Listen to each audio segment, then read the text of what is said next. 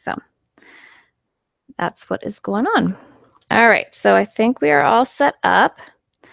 On excuse me, on Monday we started a new chapter, right? We started talking about exponential equations, and I think we got through everything in exponential equations. So remember, up until this point, we've talked about all kinds of equations, but our variable, our x, right, has always been just part of the equation. It hasn't been in the exponent. So in an exponential equation, we have a function where the x, the independent variable, is in the exponent, right? So that's what makes this particular type of function unique, is that our x is basically in the exponent. So we did some work with what does an exponential equation kind of look like, and how does the graph shift around. We talked about, basically kind of graphing those kind of functions. And then we talked about how we can use that to calculate interest, both compounded over a certain period of time and then continuously compounded, right? So I think those are kind of fun to do. You can see, oh, if I get this interest rate, that would make me really rich in, 40 years, whatever it might be. All right, so now in pre-calculus, I was saying algebra 2, in pre-calculus, what we like to talk about is the inverse function, right? So we have this up on my screen.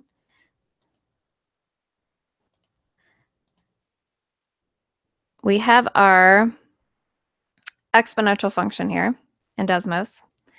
All right. And we talked about how, and this is a very simple exponential function, right?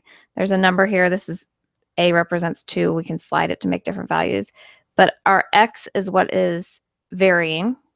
Okay. And you can see as our function, as the value of x increases, the value of y increases exponentially. That's kind of using the word to define itself, right? So, when we go from when x equals 1, y is 2, all the way up to when x equals, if we just double it to x equals 3, you can see the growth goes up to 8, right? Because 2 to the third power is 8. So it just has this exponential growth to that. That's okay, Aiden. Good morning. All right, so we're going to talk about the inverse of that, which is the logarithmic function. So let me go ahead and throw this up on the graph right here. Ta-da! So you'll see that these reflect across y equals x. All right, our good friend y equals x right here. So the logarithmic function is written in this form here. So y equals log, and we call this base b of x. And so these two are inverses of each other. And logarithmic functions they're kind of interesting. They have a little bit of interesting way that you calculate them. They're the inverse of exponential functions. They were developed a long time ago to help with, before there was calculators, to help manage, lots of information, to be able to do large calculations. And then they help us with solving our exponential equations. So we do use exponential equations, right? We use our compound interest equation, all those kinds of things to, calculate interest, and exponential equations can model different things in science.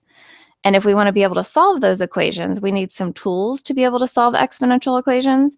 And so one of the tools is using the inverse, which is a logarithmic function. All right, so that's why logarithmic functions are kind of important to understand, because they help us understand the inverse of exponential functions, and they also help us to solve exponential functions because we are using those to do other things. All right, so that's just kind of a quick visual of what they look like. So let's flip to the notes here. And let me pull out a couple things here.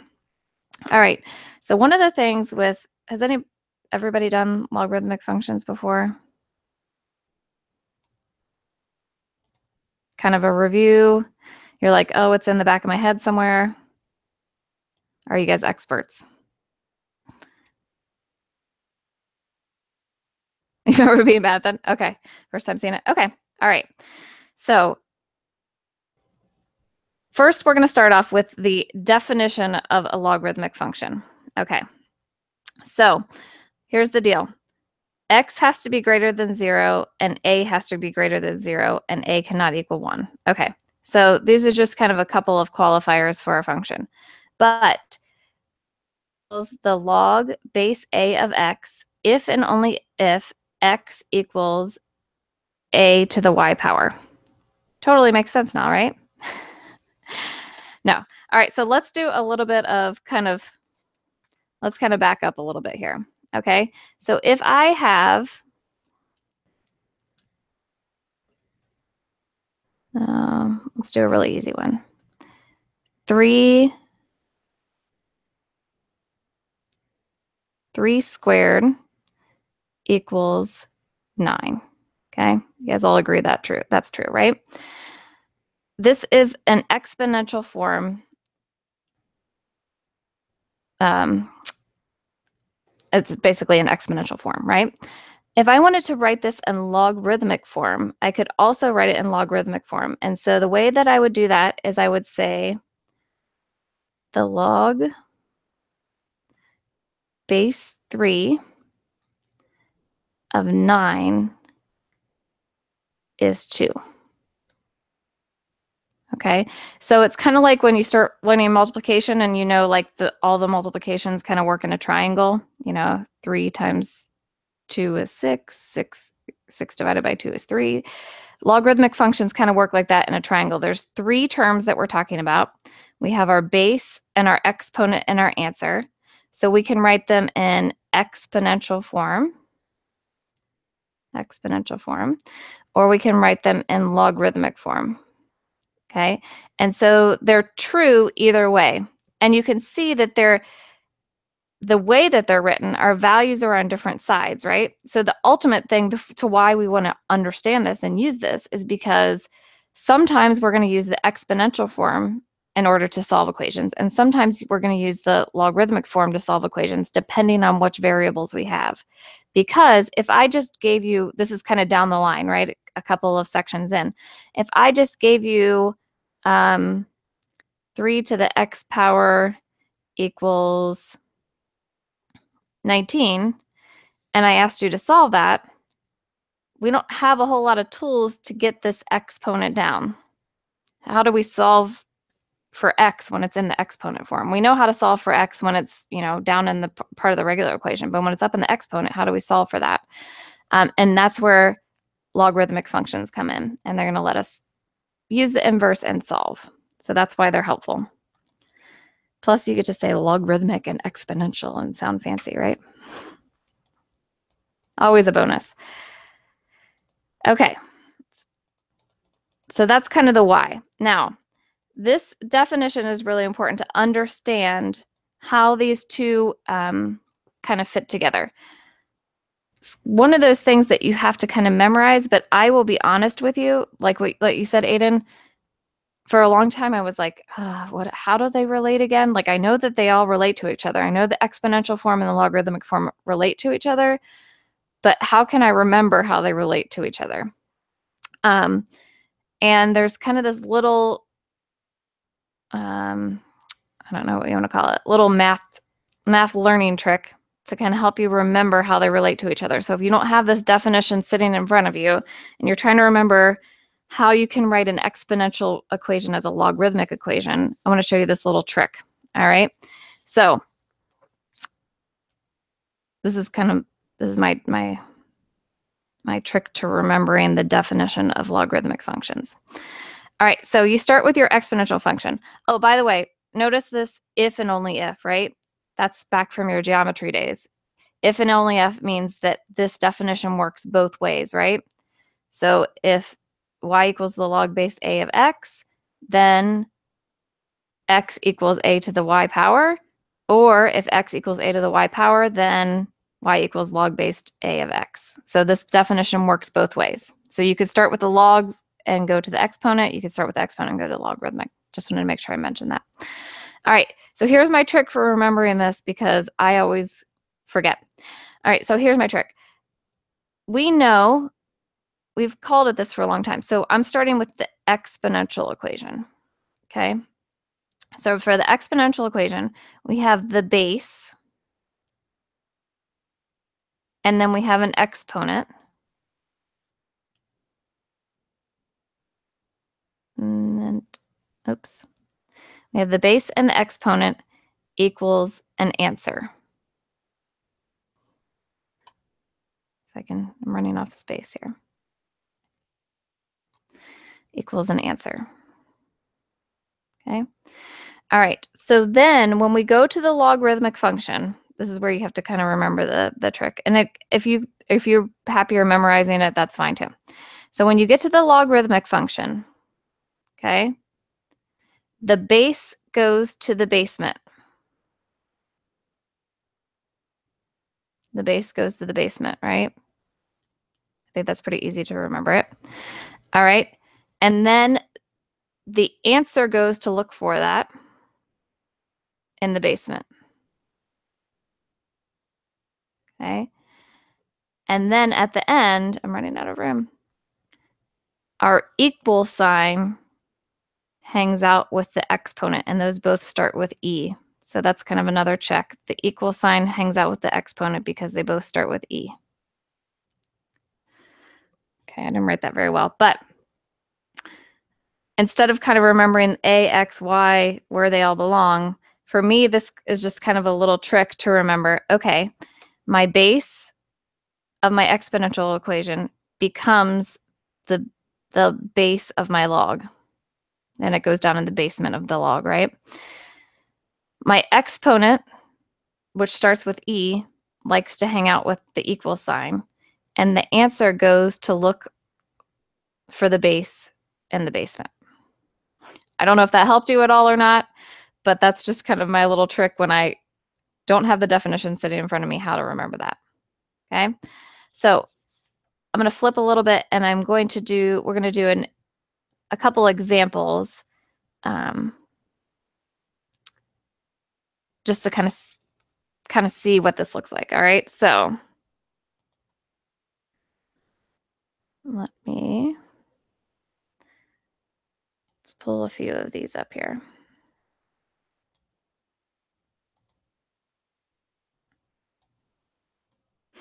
All right. So here are some logarithmic functions. Okay, so 2, 4, and 6, we have some logarithmic functions, and we want to write them in the exponential form. So we're going from logarithmic to exponential form. All right, so this is where we have to remember, how do we write from one form to the other? So really quickly, we have, oh no, Aiden, you're frozen? Everybody else frozen?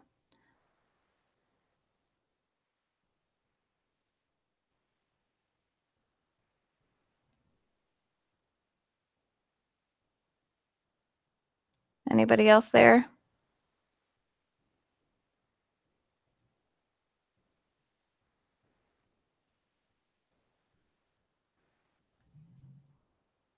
Okay.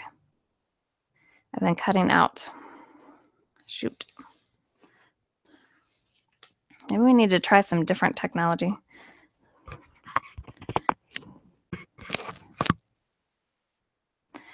All right, Aiden, tell me if it gets bad and we can try some stuff, okay? I'm glad that you told me.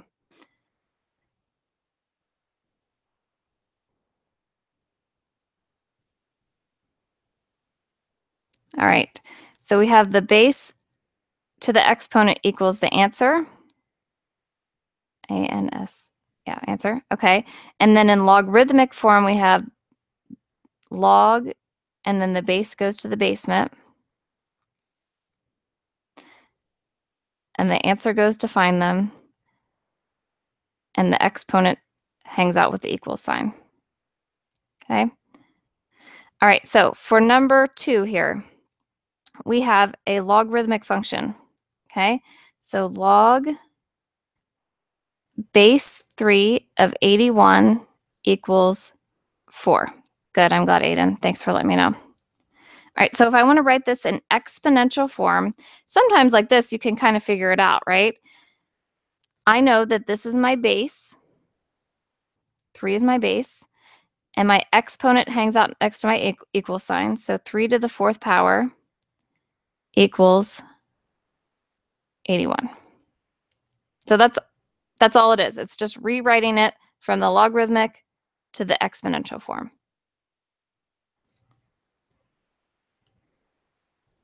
Okay.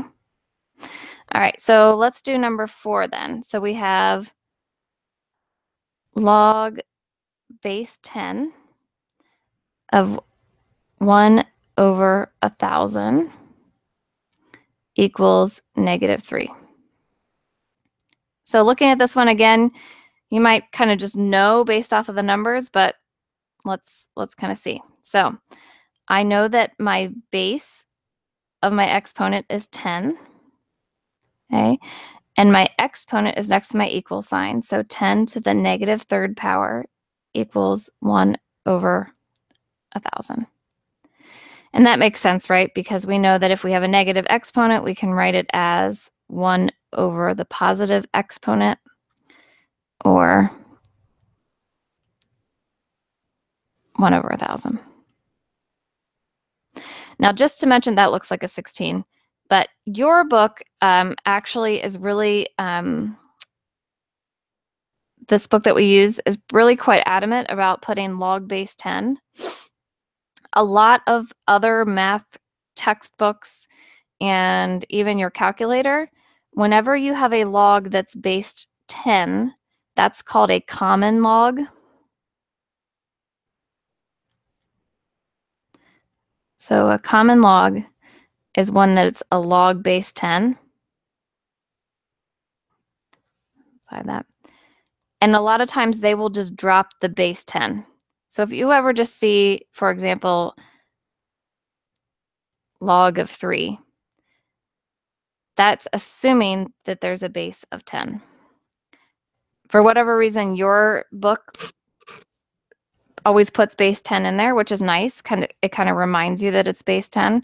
But I just want you to be aware that if you see logarithmic functions somewhere else, or you're using some other resource, or you're using your calculator, because your calculator has just a common log button where you don't have to put in base 10. So even in Desmos, there's just a common log, and then there's a log with a base on it. So the assumed base is 10 unless otherwise noted. That's kind of the side note for there.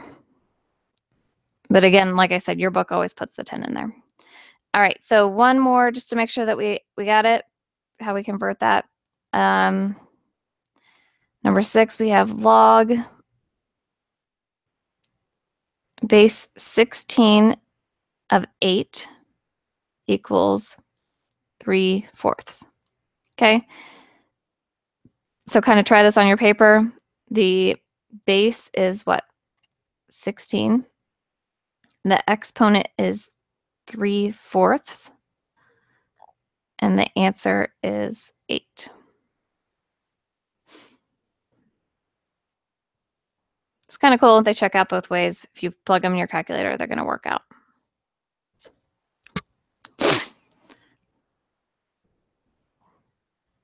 All right, so that's kind of the introduction to logs. Now let's switch back to the notes for a minute. Ooh, they're a mess over there. Let's talk about the first 2 properties of log. Yeah, well, we can talk about all the properties. Let's go ahead and talk about all of them. All right, so a couple of properties of logarithms that will make sense now that we kind of understand this. All right, so the first is if you have log base A of 1 equals, or the log base A of 1 equals 0. And this is because if you rewrite it in exponential form, you're going to have some number to the 0 power. Any number to the 0 power always equals 1. So because of the rule of exponents where any number to the 0 power equals 1, then we can say that if you have log based, it doesn't matter what it is, you're taking the log of the number 1, the answer is always going to be 0. Okay. All right. Because of the property that says if we have the exponential property, right, that says if we have some number to the first power. So if we have 100 to the first power, the answer is 100. Because of that property, if we take the log base A of that same number, then that equals 1. All right, so let me write this number 2 here. Let's kind of just write an example. So if you wrote log base 6 of 6, okay, that kind of looks like a B. And we'll just say we don't know what that is, equals question mark.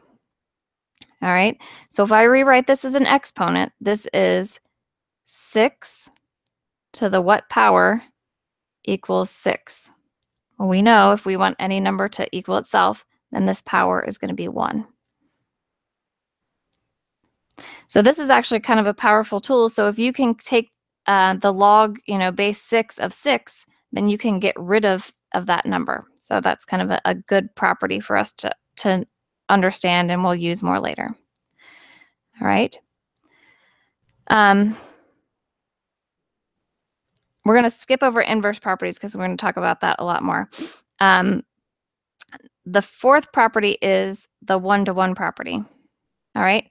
So if you have log based A of X equals log based A of Y, then you can say that X equals Y. And I think this makes sense, right? It's basically your one-to-one. You're taking the log of both sides of the equation. All right, so there's a couple of rules that go along with logarithmic functions. And now, of course, but wait, there's more. If you remember on Monday, we talked about exponential functions, right? And then we brought in our good friend E, the Euler number.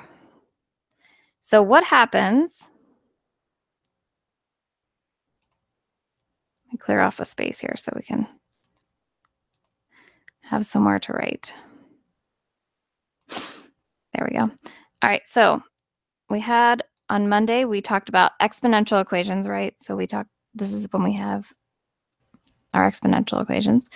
And then we also talked about our friend E. And this is a special, not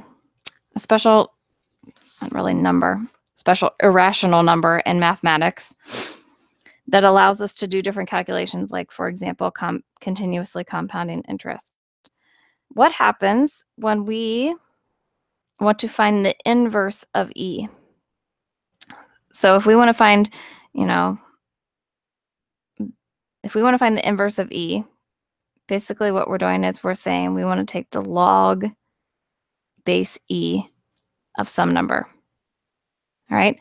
So when we have the log base E of some number, because E is so special, the Euler number is so special, that sounded like a tongue twister. Because it's so special, it gets its own special logarithmic name, and it's the natural log.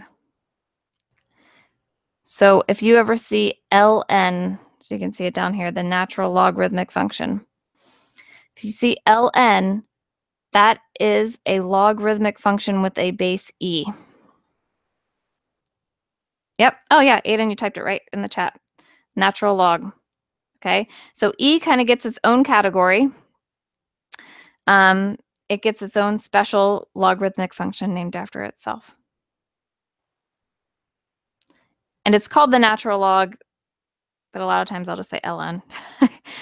Right? But I'll try to make sure I say natural log. So you'll see that's kind of hidden down here at the bottom of your paper. But so this is the same kind of language, right? Y equals the natural log of X if and only if X equals E to the Y power. So this comes into play when we're dealing with a base that has the Euler number. The Euler number is the base. Then we use the natural log. Okay. And you'll see it's written down here.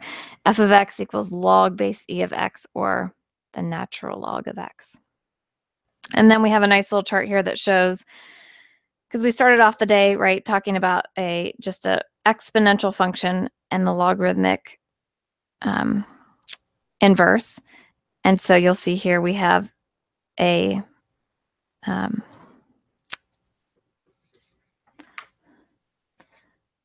sorry, I'm blanking. We have our Euler number, right? We have our f of x equals e to the x power, and then we have our natural logarithmic graph right there. So you can see that those two are, in fact, inverses of each other.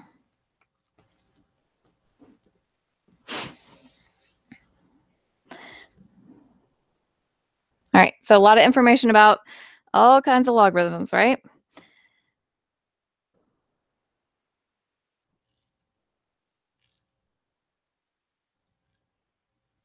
So let's kind of flip back over to our notes and let's kind of keep trudging through. I think the best way to kind of get this into our brains is to kind of keep working through it. And I should have skipped down and done some other work, but that's okay. So we talked about how do we rewrite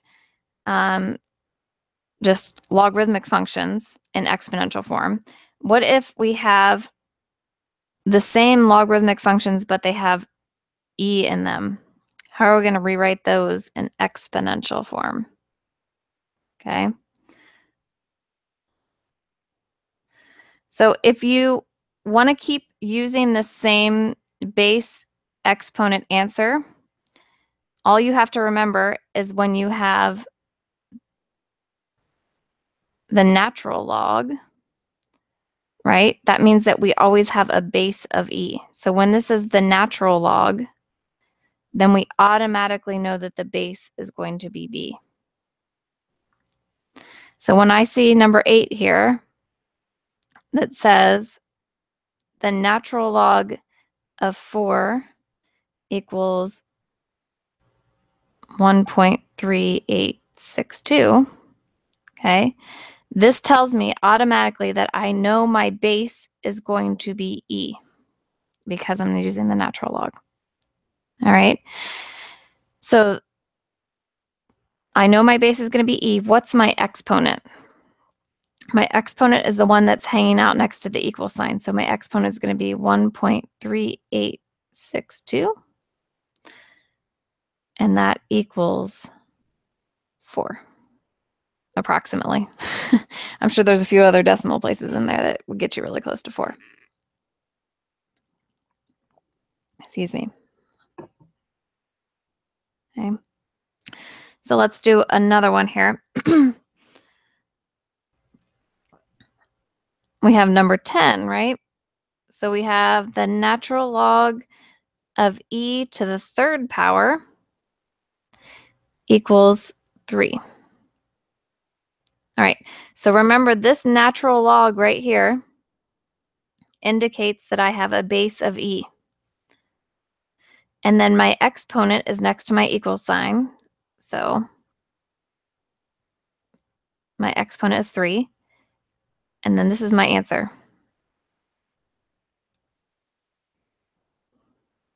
And we'll learn that this, by the inverse properties, does cancel each other out. We'll learn that as well. Kind of coming down the pipe.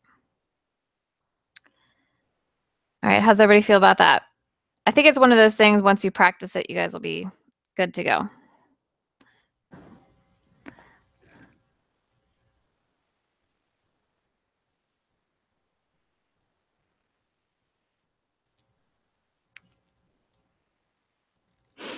Everyone's just so excited about logarithmic functions.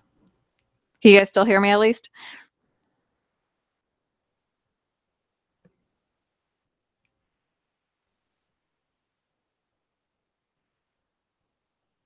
I'm confused. Why does it equal itself? Is that just in the last problem? Okay. Yeah, it is a little, I think it is a little confusing for that one. So let me get a little bit more area here so that we can talk about it. So we don't need all this.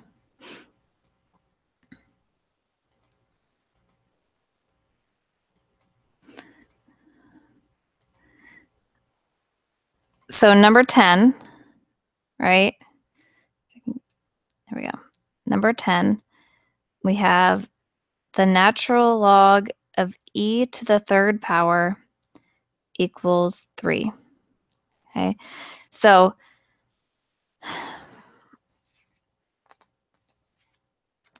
there's two ways that I can explain this. So let me do one way and then I'll do the other way with the property, okay?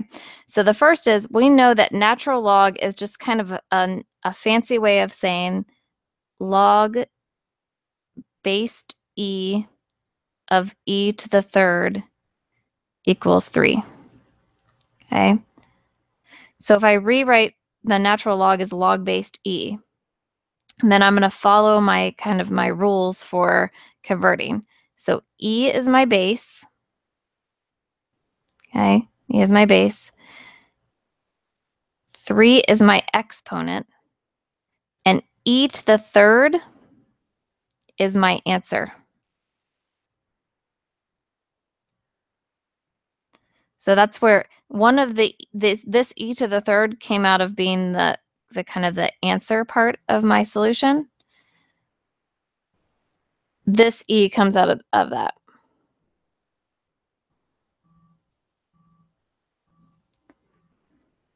Okay. Give me just 1 second really fast.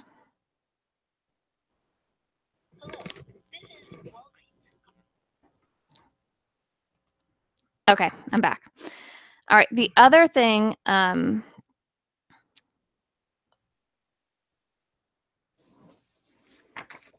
well, we didn't quite get there on this property, but we're going to learn this property in the next section. So we'll learn that eventually that basically the fact that you have the natural log of e, it's like you have the base and the answer share, you'll see that those will cancel each other out. Yeah, I would say Aiden, that's what I was just exactly going to say.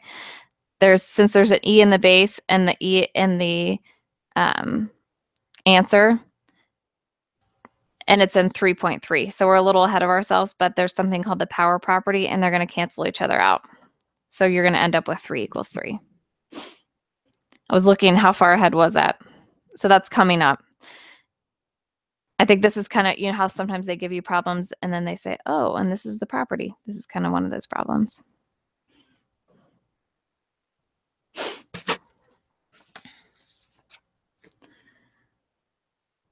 Okay, so now that we had fun with that, guess what we're going to do? So right now, all we did was we went from log functions to exponential functions, and we did regular log and natural log. Now we're going to go from exponential functions to logarithmic functions. So we're going to go the other way. Make sure that we know how to calculate both ways.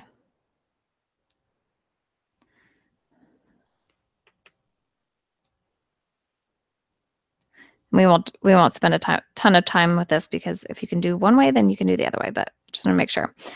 All right, so for all of these exercises, right, we have the exponential form of the equation, and we want to write it in the logarithmic form of the equation. And they actually give you a little example. 2 to the third equals 8 equals log base 2 of 8 to the third power. I don't know, for whatever reason, the whole other analogy just works for me a little bit better, but whatever works for you. So we have our first problem here. We have number 14. Whoa, okay, written really big. We have 8 squared equals 64, which you guys all know, right? So this is our 8 is our base, right? So we know this is log base 8, okay? And then our exponent, remember, goes to hang out with the equal sign. And then our answer goes and looks for the base and the basement. So log based 8 of 64 equals 2. That is equivalent to 8 squared equals 64.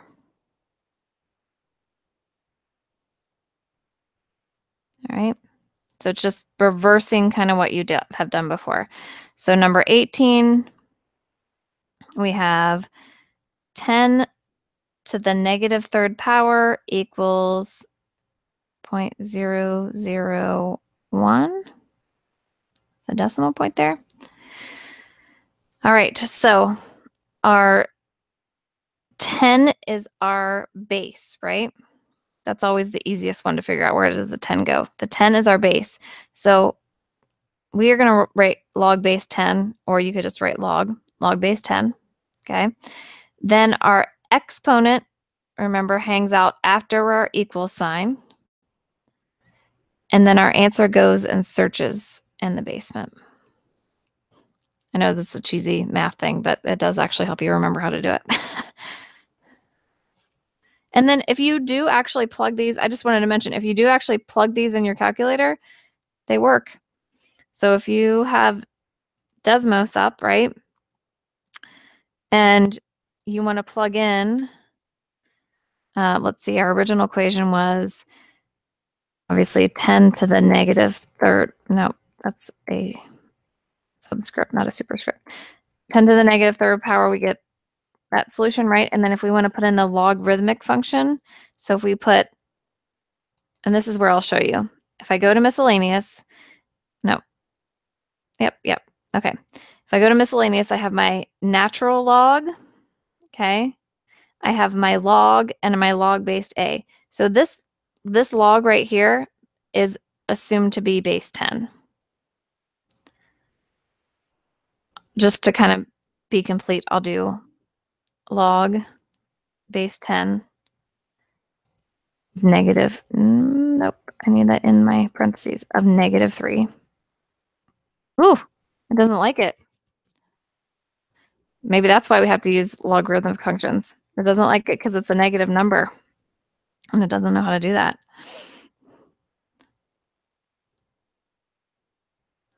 All right, well, that was a bad example to show you. I didn't know Desmos would get mad at me for that. Well, let's flip it up a little bit. Let's just do 10 to the third power and log base.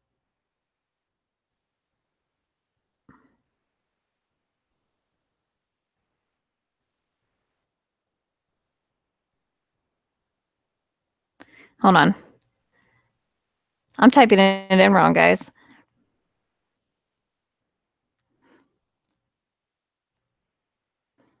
I had this one written down wrong. Did I have it right over here? Yeah, I'm taking the wrong log. That's why. I was like, oh, I thought I had this. I know I checked on my work here. Let's try this. I need to put in my answer. 0.001. There we go. Knew this worked. I was like, I tested this out. All right. 10 to the negative third power is 0.001. Log base 10 of 0.001 is negative 3, which is our negative third power.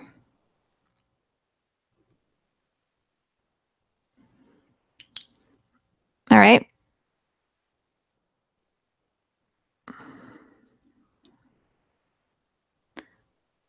So there we go. All right. So a couple more examples. Make sure we all have it. In 19 through 24, guess what? We have our friend E. Right? So number 20, we have E to the fourth power equals 54.59. Okay, so when we go to write this as a logarithmic function, because we have E, we know we're going to use the natural log. Okay, so E is our base. So if you kind of forget, you would write, just to be really complete, log based E, right? And then our exponent goes after our equal sign. And our answer goes to find the answer in the basement, right? 54.59. Okay, so this would be correct, but really the kind of the correct way when we have log-based E is to write the natural log of 54.59 equals 4. And that would be equivalent to this expression.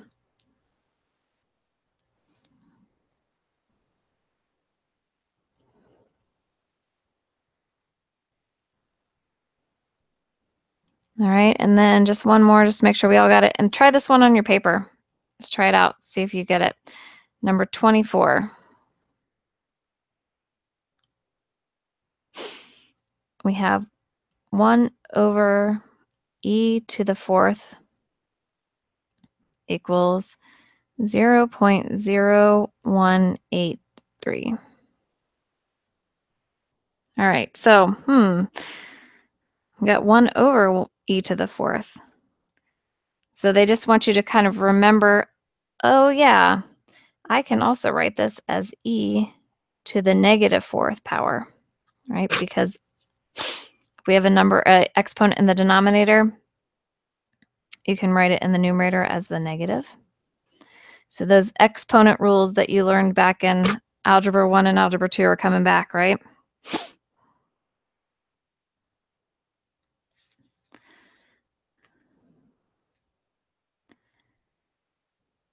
Oh no, I lost Aiden. Did I lose everybody else too?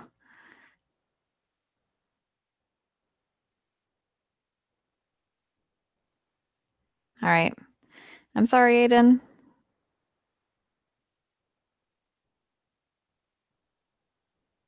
Okay. Aiden, I'm going to keep going. If you can't get connected, I am recording it, so at least you'll be able to pop on and see it on YouTube. I do know that some people have just went ahead and watched it on YouTube before if they're having connection issues as well. All right, so for this last guy, we know that we have a log based e, so we know that this is going to be the natural log, right? The exponent goes to hang out with the equal sign, and we're going to take the natural log of 1.18383.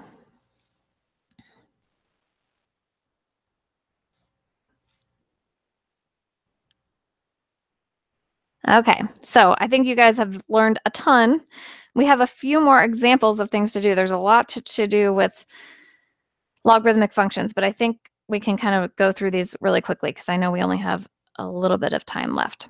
So if you flip back to your notes, okay, says in exercise 25 through 28, evaluate the function at the indicated value of x without using a calculator.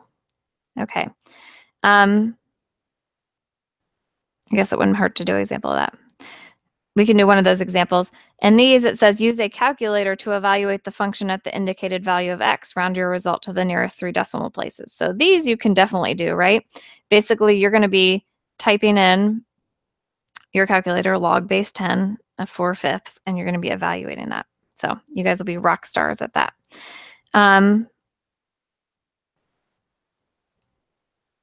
Yeah, we do have some interesting things to do here. So let me pull this up. Let's just keep working through it, and we'll see how far we get. Because there are some interesting things that we have to do on here.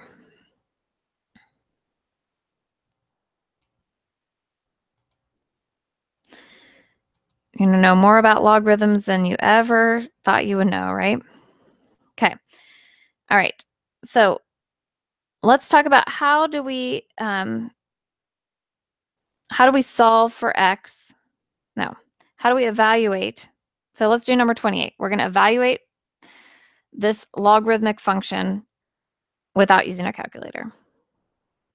Okay. Sounds intimidating. Not too bad. So they're telling me that g, basically they want to evaluate g of x when x equals 10,000. So we have log base 10 of 10,000.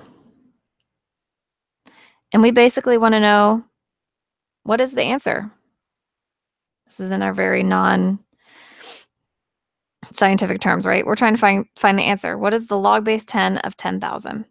So I don't know. I don't have a logarithmic chart, which is what people used to use before calculators. They used to have these big log charts. Okay. I don't know what the log base 10 of 10,000 or 10,000 is, but I do know how to write it in exponential form, right? So I know that my base is 10. And I know that my answer goes up here, right? Oh, I have it written wrong. I'm like, that doesn't feel right. Doesn't feel right for my analogy because this, I'm using the answer wrong here. So when we write it in the logarithmic form, oh, trying to write it with a pen. Trying to stay consistent with my answers. So when we write it in the logarithmic form, remember your exponent here goes next to your equal sign. All right.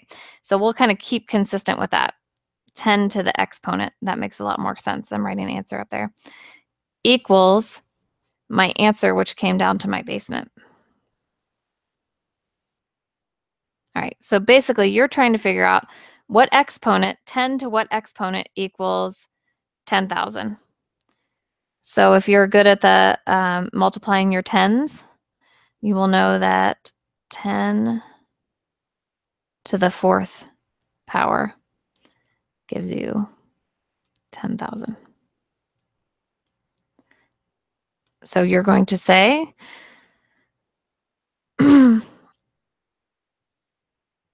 that G of 10,000 is 4.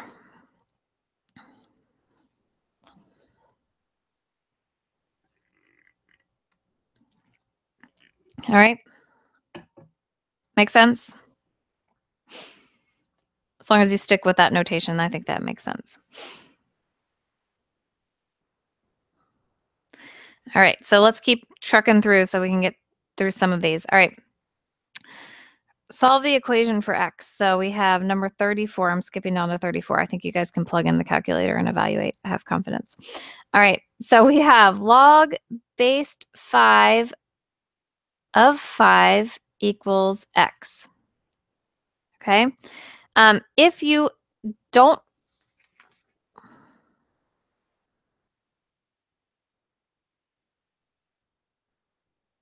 I'm just trying to think here. If you don't remember your properties and you just simply want to rewrite this as an exponential function, then we can solve it. And if we do remember our properties, it's kind of even easier. So if we don't remember our properties, right, our base 5, this is our base 5, and here's our x is our exponent, equals our answer. Okay, so 5 to the x power equals 5. So we know that x equals 1. Okay. If you do happen to remember, well, oh no, we didn't even talk about that property yet. That's why we haven't done that yet. So remember there was that one property that we kind of skipped over and I said, oh, well, when we start manipulating equations, this is going to be important, called the inverse property. So this is a good time to talk about that. Properties of logarithms, number 3, the inverse property. So this is actually really helpful. Inverse property. And this would have helped us before. Okay. So the inverse property says that if I have log base A of A to the x power, that just equals x. Okay. And if I have, on the exponent side, I have A to the log base A of x, that also equals x.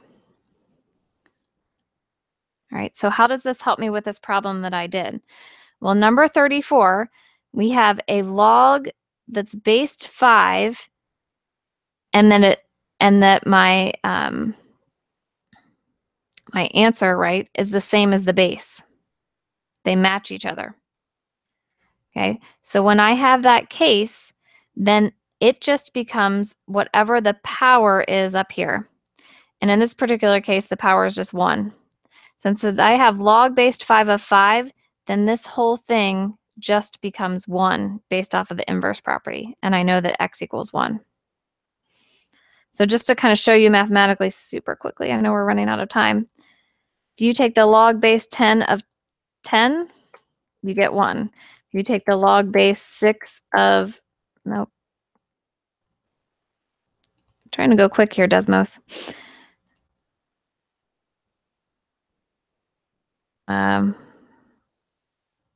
Log based 7 of 7, you get 1. All right. One cool thing though is if I have log base 7 of 7 to the second power, this is where the part of the logarithmic or the inverse property comes into play. The exponent is what remains.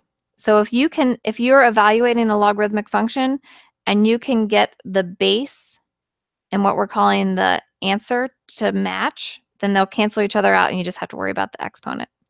So if I have log base 7 of 7 to the 5th power, then the base and this answer portion cancel out and the exponent remains.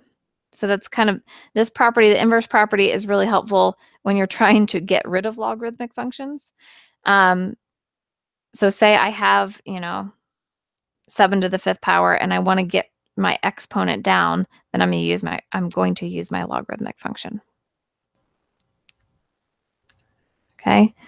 Ooh, we got a lot of messy stuff going on here, right? All right, so we could do it this way. We could just solve it this way. If you forget the inverse property, it works, right? But the inverse property lets us kind of take a little shortcut. So for example, if I look at number 36, I have log base 2 of 2 to the negative 1 power equals x. So since my base and my answer match up to each other, these basically, by the inverse property, go to 1. And I know that x equals negative 1. So what about number 38? We have log base 4 of 4 to the 3rd power. So what do you think x equals? Because I have base 4, 4th power.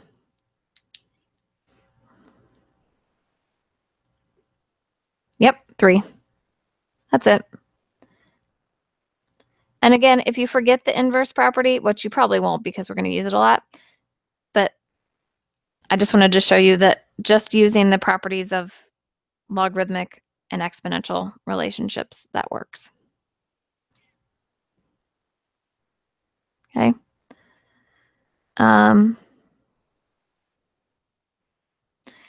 Let me show you one last one and then I'll let you guys go. So number 42, way down here at the bottom, use the properties of logarithms to rewrite the expression. Okay, so